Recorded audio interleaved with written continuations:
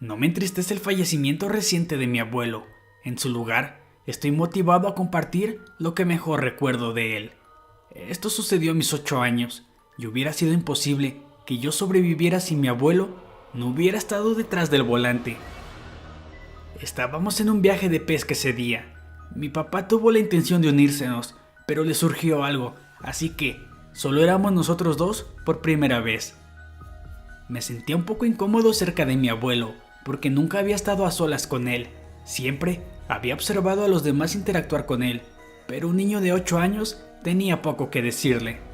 También estaba maravillado por cómo él actuaba con mi papá de la misma forma en que mi papá actuaba conmigo, concretamente una voz de autoridad.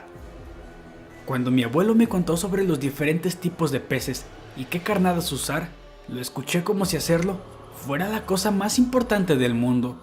Resultó ser algo bueno que tomara sus palabras tan en serio. Comenzó muy inofensivamente. A medida que caminábamos por el pequeño desfiladero para regresar al auto, pude escuchar la voz de mi abuelo haciendo eco por las paredes de rocas altas. Tuve mucho tiempo para merodear en tanto él empacaba nuestras cosas en el auto, y lo utilicé para regresar a aquella área y gritar. Extrañamente, mi grito solo hizo eco una vez, y con debilidad. Y por más que gritaba, no escuchaba ningún reflejo del ruido. Era demasiado joven en ese entonces como para entender lo imposible que era eso. Solo asumí que estaba gritando mal, o que mi abuelo tenía un timbre especial de adulto que le permitía a su voz hacer eco, mientras que la mía solo desaparecía. Aún así, me molestaba, y al final se lo mencioné durante nuestro viaje de regreso por la carretera. Todo sobre ese momento se talló en mi memoria. Eran las 3 de la tarde con 22 minutos, según el tablero electrónico del auto. El cielo se había aclarado en su mayoría, con algunos rastros de blanco, y los ojos de mi abuelo eran orbes amplios y alarmados que se posaban sobre mí, mientras que sus nudillos blancos se endurecían alrededor del volante. ¿Qué dijiste, chico? Te pregunté cómo puedo hacer eco igual que tú, le dije, sintiendo el temblor súbito de que había hecho algo malo. Grité, pero no podía hacer eco. Normalmente, su rostro estaba entrecruzado por líneas que se extendían a lo largo de su piel caída y relajada. En ese momento, su frente y mejillas abandonaron su suavidad y precipitó su mirada de izquierda a derecha rápidamente. No pareció haber encontrado lo que estaba buscando por las ventanas, pero no se veía más tranquilo. Toma. Se reclinó y abrió la guantera frente a mí para sacar una bolsa de gomas de caramelo. Sonreí por un momento, pero no me las estaba dando como un regalo de la manera en que había pretendido. Cómetelas todas. Sostuve la bolsa en mis manos. Se veía como un festín masivo. Si se me hubiera dado la libertad, de seguro me las habría comido todas, pero no de una sola vez. ¿Por qué? Cómetelas todas, chico, dijo con brusquedad. Su tono no admitía protesta alguna. Empecé a meter las gomas de caramelo en mi boca. Él vio hacia abajo y alrededor, y luego por el asiento trasero, y por último a sus termos de viaje en el portavasos entre nosotros. Lo empujó hacia mi mano y lo unió a la bolsa efervescente de gomas de caramelos. Bebe esto, todo. No tengo permiso de beber café, le respondí. Me interrumpió. Tu madre entenderá, bébelo. Sé que tiene un mal sabor, pero termínatelo todo. Su mirada se reenfocó en algo más allá de mí y giré mi cabeza hacia mi ventana para ver las colinas arboladas rodando a distintas velocidades según la distancia. Las colinas más alejadas en el horizonte apenas parecían estarse moviendo, aunque podía discernir una pequeña mancha encima de una de ellas.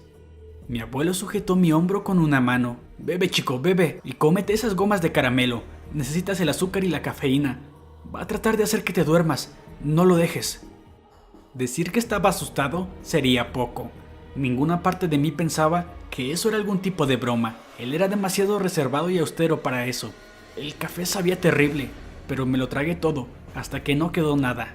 Después de eso, empecé a devorar las gomas de caramelo enteras hasta que la bolsa estaba vacía. Volteé hacia mi derecha. La mancha en la distancia seguía ahí, pero ahora estaba a un rango de colinas más cerca. Aún era diminuta, pero realizaba un movimiento similar a algo ondeándose de atrás hacia adelante. Miré a mi abuelo con recelo. Él a su vez apartó la mirada de la cosa en la distancia para enfocarse en mi cara. Exhaló por su nariz y volteó hacia el frente, determinado de una forma en la que nunca lo había visto antes. Sus piernas se movieron y el auto empezó a acelerar. Ya habíamos estado yendo al límite de velocidad en la carretera vacía. El azúcar, la cafeína y el miedo comenzaron a tener un efecto en mí. Recuerdo que mis mejillas y frente se calentaron y mis manos sudaban cada vez más. ¿Qué está pasando? Estoy asustado. Mantente asustado. Inhaló y sus ojos permanecieron en el camino sin que dejase de pisar el acelerador. Pude ver a la aguja sobrepasar los 130 kilómetros por hora. Eso te ayudará a permanecer despierto. Esta maldita cosa vino por tu abuela y empezó de la misma manera. Justo antes de un viaje largo, notamos que su voz dejó de hacer eco. Su rostro se deformó en una máscara de furia. Pero los autos de ahora son mucho mejores de lo que eran antes.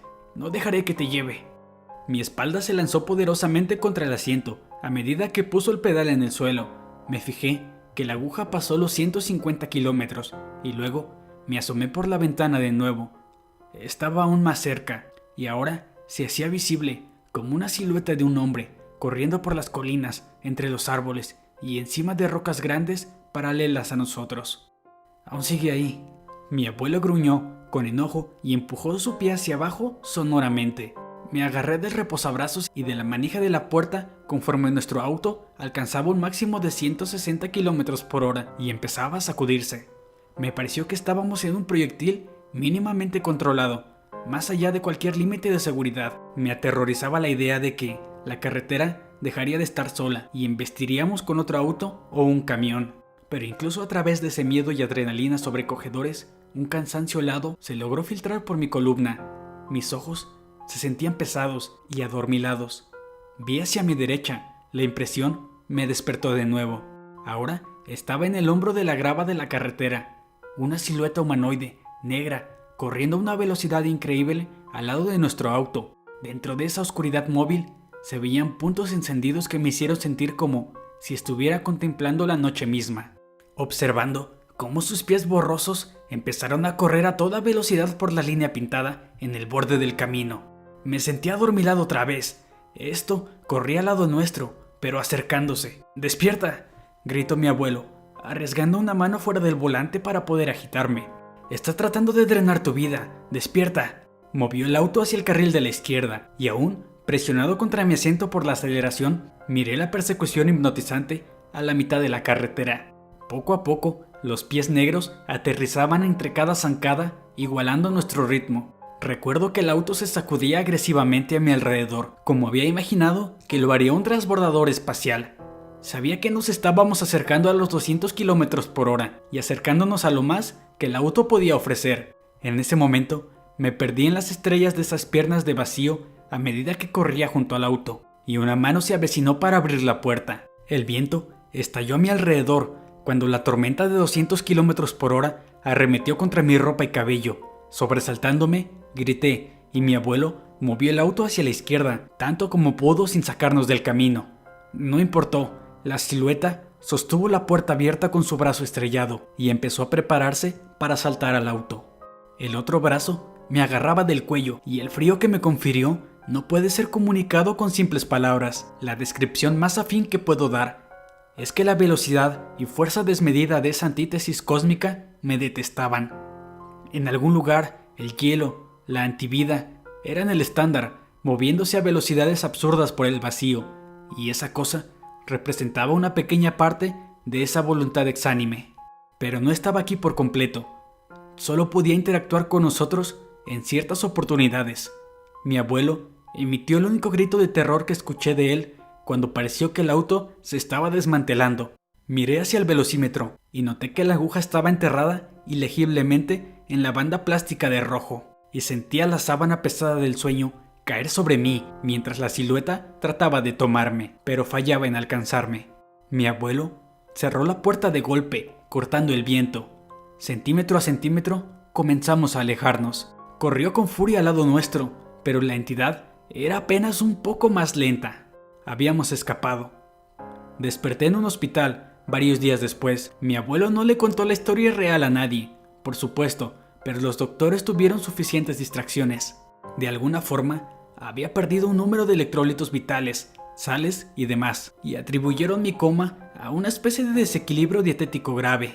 Pero yo sabía la verdad, y me he asegurado de contarles a las personas que me importan el pequeño consejo que mi abuelo me dejó. No es prioritario si tiene sentido para ti o no, solo presta atención. Aún está ahí afuera, en el campo, en medio del oeste, y probablemente ha estado ahí siempre, pero nunca tuvo problemas antes de que incorporáramos las grandes velocidades a nuestro diario vivir. Todos los días mueren personas por haberse quedado dormidas al volante. Ahora sé con seguridad que no todos esos sucesos son inocentes. Si tu voz deja de hacer eco, cancela tu viaje por carretera. Te has seleccionado.